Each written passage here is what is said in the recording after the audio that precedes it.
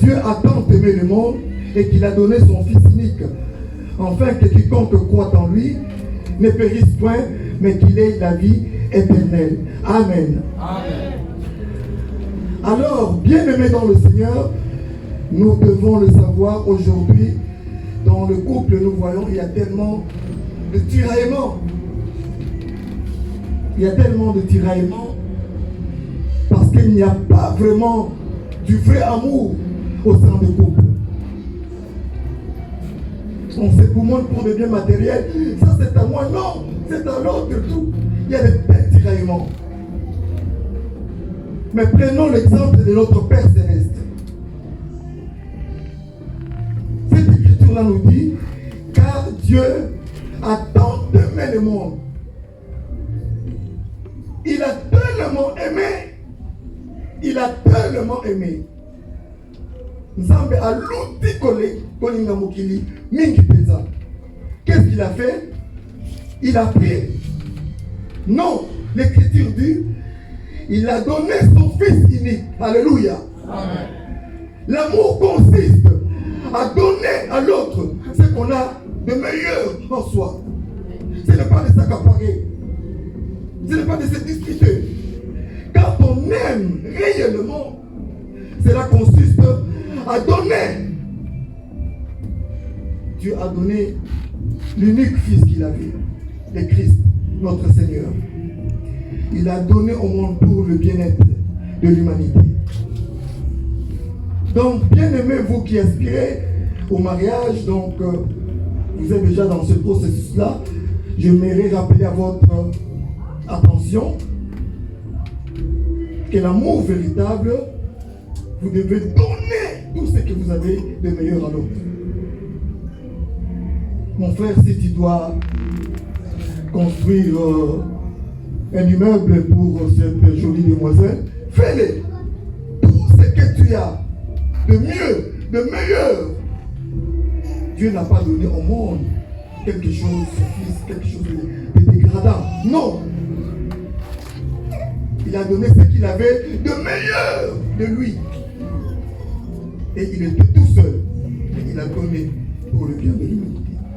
Et c'est vice-versa, ma soeur. Il n'y a pas que l'homme qui doit tout donner de meilleur. Mais toi également, tu dois aussi donner tout ce que tu as de meilleur en toi.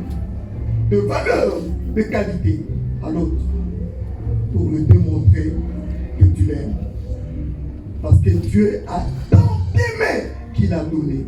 Quand on aime réellement, alors on donne tout ce que nous avons de meilleur en nous. Voilà, bien-aimés dans le Seigneur. Mais j'aimerais également attirer votre attention à ce que moi j'appelle la troisième voie. Amen. Amen. La troisième voie, c'est quoi? Vous savez, quand Dieu a créé Adam et Ève dans le jardin, ces couples étaient heureux. Tout allait à merveille. Il y avait l'harmonie, il y avait la stabilité. Il n'y avait aucune plainte, en tout cas, dans le cadre de ces premiers couples-là. Tout allait bien. Mais un jour, le serpent s'est présenté devant la femme et il lui pose la question, est-ce que Dieu a-t-il réellement dit que vous ne mangerez pas tous les fruits des arbres du jardin? Et la femme qui répond au serpent, non. Dieu a dit, nous pouvons manger tous les fruits des arbres du jardin, sauf le fruit de l'arbre de la connaissance du bien et du mal qui est au milieu du jardin. Nous ne pouvons pas en toucher ni manger, car le jour où nous en mangerons, nous allons connaître la mort. Et le serpent dit, non, vous ne mourrez point. Dieu sait que le jour où vous en mangerez, vos yeux s'ouvriront et vous serez comme des dieux. Amen. Amen. C'est cette voie-là que moi j'appelle la troisième voie. Quand ces couples étaient en communion à deux, tout marchait dans l'harmonie. Mais quand ils ont prêté oreille à cette voix de l'extérieur, il y a eu la zizanie à commencer.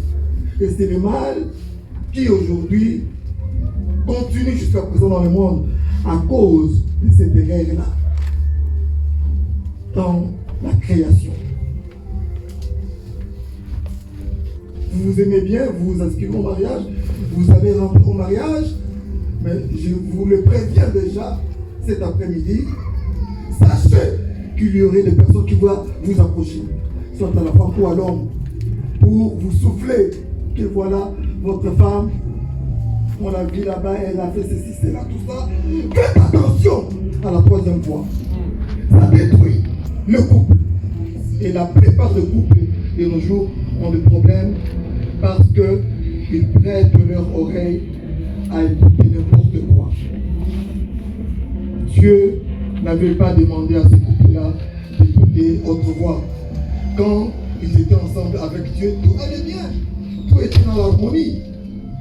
Mais remarquez, c'est seulement ce jour-là que la femme a écouté la voix du serpent, que tout a été chambardé dans leur couple. Ils ont été chassés dans le jardin d'Éden. L'Éden, c'est quoi? C'est un lieu de délices où il y avait tout. La Bible est claire, Dieu les a mis en dehors du jardin. Ils ont quitté le bonheur. Ils ne pouvaient plus vivre leur bonheur.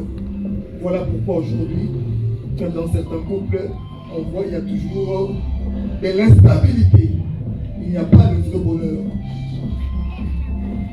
Quand on n'écoute pas la voix de Dieu, bien aimé, on s'attire de la malédiction et on s'attire des problèmes.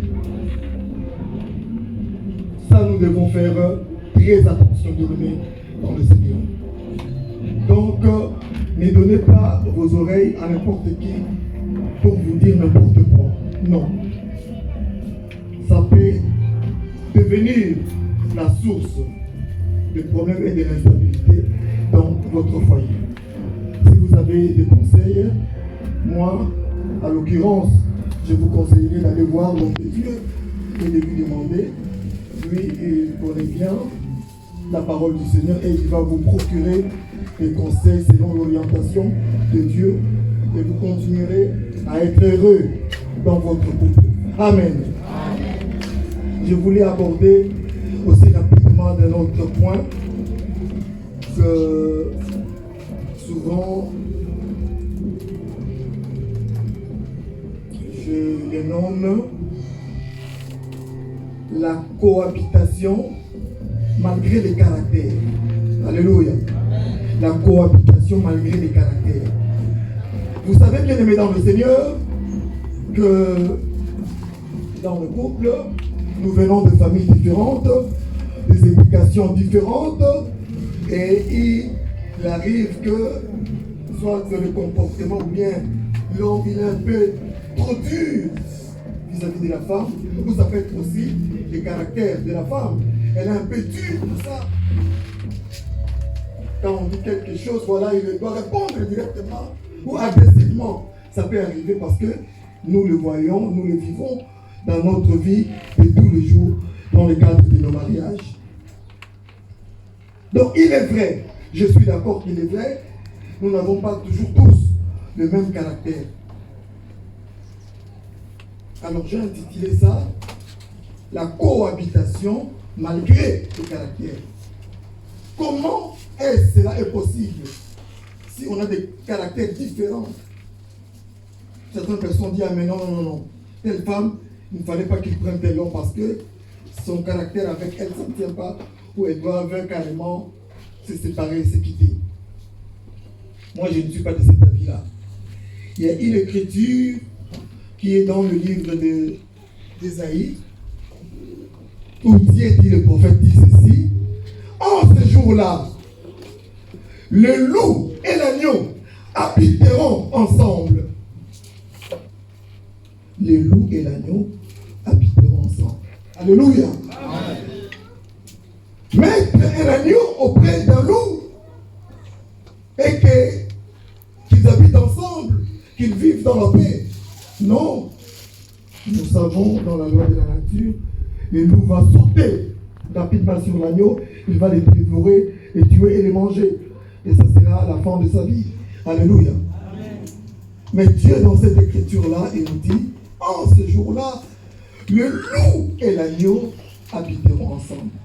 Donc moi je crois, même si vous avez des caractères différents qui sont incompatibles, mais lorsque vous serez réunis dans le